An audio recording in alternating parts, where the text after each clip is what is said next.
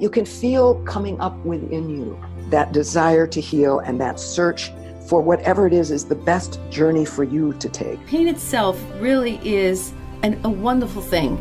It's the brain's way of protecting you. The dream is like a compass. If the dream is strong, the essence of it will be directing a person's life. This is In the Balance. I was born in Detroit, Michigan, to a mother who was on a trip from New Orleans. I became a park ranger at the age of 85. I am able to be aware that I'm living in the last decade of my life, and that what I say and do every day counts, and that life and time are very precious. I still love this uniform, partly because there's a silent message to every little girl of color that I pass on the street or in an elevator or an escalator. Hi, everybody. It's Susan Lambert, and we're on In the Balance. I'm just thrilled to have had the honor to have a conversation with the incredible Betty Reid Soskin. She's been alive for just about a century. Betty is 98 years old. And the thing that I want to convey to you is that the quality and the essence, to me anyway, of Betty's life is that Betty has lived from child to adolescent to young woman to older woman to elderly woman to almost 100 years old, speaking and following and walking in truth with an awareness of what's right and wrong in the world. Betty has been a political activist and worked in the civil rights movement. This was when racism, although racism continues to be active in this country to a degree where we are now fighting back again, and hopefully with more clout than we ever have before. This was when it was the norm, you know? And this little girl and later woman wouldn't have it. She just wouldn't have it. I was called a bag lady for the Black Panthers. That was a time of redefinition for me. During the Second World War, I transferred to the Air Force. I didn't realize that you could not work in the clerical departments for the Air Force unless you were white. He said, "Don't worry, Betty, they're willing to work with you." And I said, "But are they willing to work under me?" Yay, Betty. Miss Betty. Betty has been a mother, a grandmother, a great-grandmother. She's a singer-songwriter. I began to write music for about 10 years. I was secretly performing, composing. I can play on my cell phone songs in the voice of Betty of 40 years ago. Here I stand in winter's wildness, sea and sand are mine. When it was not a time when Black business owners were very welcome, she and her husband Mel started a music store business and were very successful. She wrote a memoir in 2018, and you know what that means. That means she wrote her memoir when she was 96 years old. It's called Sign My Name to Freedom, about her long, very multifaceted life. She also has been a blogger in her 80s, by the way. And she's the oldest National Park Service ranger in the country. And she didn't even start that job till she was 85. She felt a calling. She describes herself as a very ordinary, extraordinary woman. She's beloved, and the minute that you're listening to her or speaking with her, you do feel that she's taken your hand into her world. Now, in September 2019, Betty suffered a stroke, and this has slowed her down. So think about this for a second. She agreed to come on my podcast and talk to me, and the stroke has affected her. And she talks about it in the interview, and not in any kind of, you know, the point of our interview is going to be my stroke, but yeah, I have this stroke, so some things I just don't remember. Or I'm not working as much now at the Park Service because of the stroke. But again, the thing you realize is the wisdom of this woman is be yourself, be yourself. The wisdom of this woman is be in the moment, love what you do. And the wisdom of this woman is don't implode, stay out there, follow your truth, say your truth, no matter what it is. So I give you my interview with Betty Reid Soskin.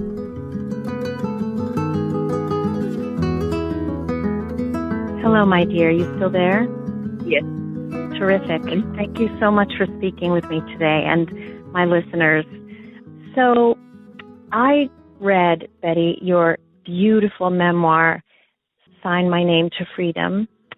And I just want to say that I found this book to be like an epic poem filled with your inner world's view and your outer world experiences.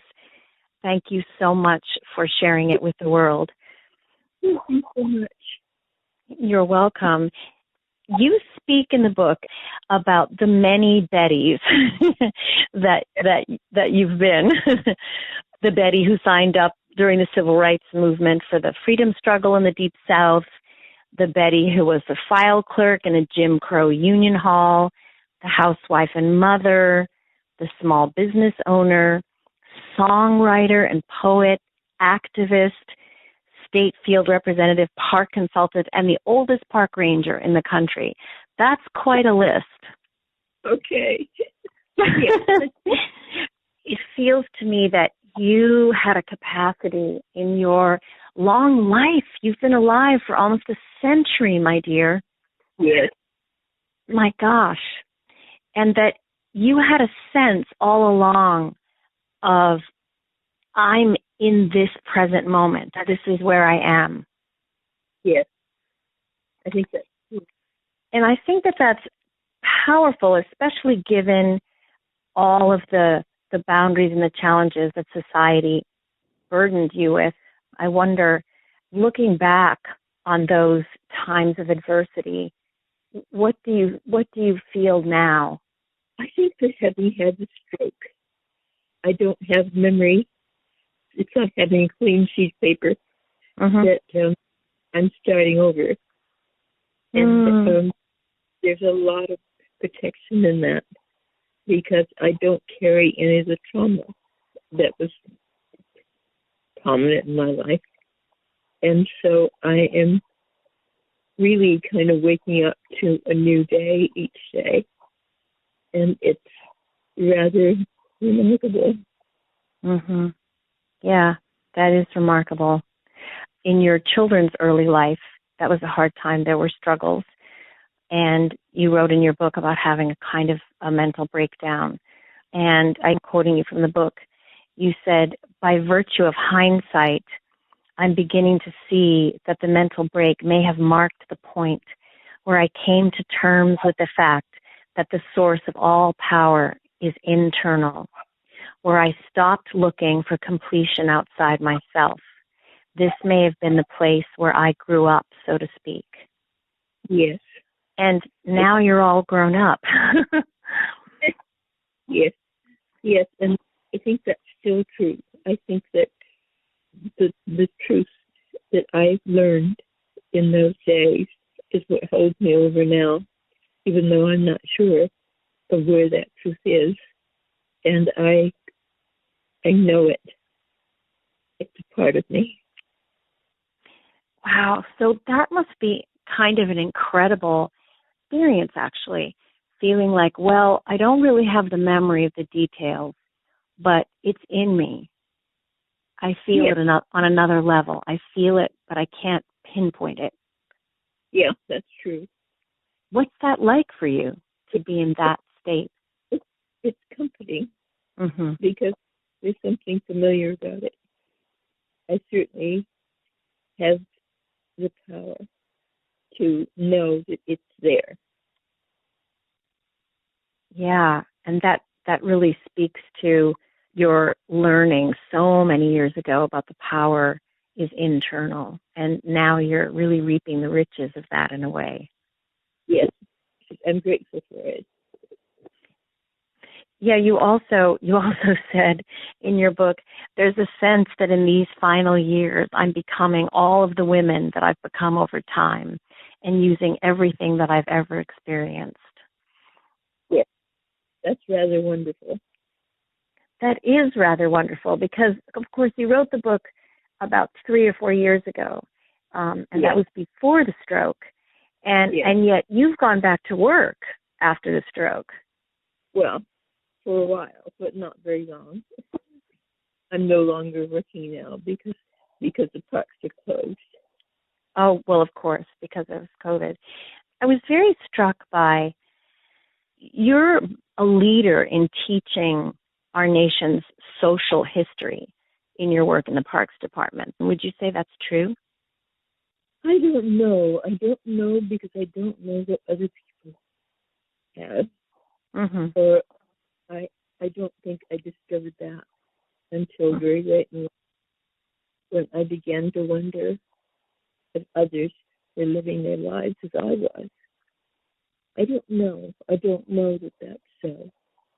Mm-hmm. I saw a video of you talking with a classroom of children who seemed to be about maybe 3rd grade. And you said, "We are history." Yes. That's yeah. true. I feel that when I read your book. I wonder when you say we are history to a group of children, what's the lesson that you're wanting to teach them? To make every minute count.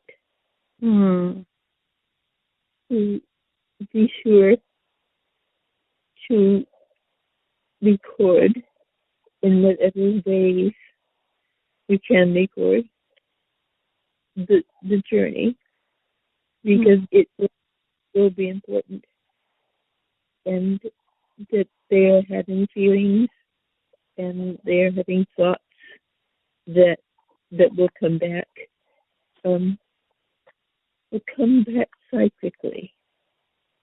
Each time we return, they have a little more, but altogether they make up what winds up being history. No, that's beautiful. Do you feel like you're a role model? No, I don't. No? No. Because I don't think that any of us do. That we are all living the lives given to us. And I don't know that we recognize them as being special. Mm-hmm. I don't think I do.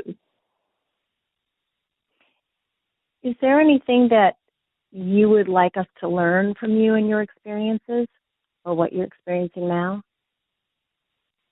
I think to really relish the moments, because that really is what matters. We are all living separate and valuable lives, and recording them in our own way. I think over time, the moments make a statement. And are you aware of what the statement might be for you? I don't know, but I think it might be connected to truth. To truth. Mm. I was somehow always trying to find the truth. And I think I did find it. How wonderful. You, along with your activism and your parenting and your giving and bringing people together and sharing knowledge, you have been a poet and a songwriter and singer from a very young age. And I was very touched by how you wrote in your book about how when you were about 11 or 12, you became rather enthralled with Edna St. Vincent Millay, and you started to just think up what musical notes might go with the poetry. Yeah, and that was kind of your first your first touchdown with that, and then music came up again and again and again. I have to tell you, I really chuckled with a tear when I read that, because when I was exactly the same age, I did the same thing. I did. I ended up being a singer for a good deal of my career until I did what I'm doing now, but we rented an apartment and moved into it, and there was an old broken down piano in an attic that was freezing, and I would go in with my coat on with a book of poetry and put it on the piano and just pretend that I was making up songs. I think you went further than I did with it, but I felt like I was there with you when I read that story. That's lovely.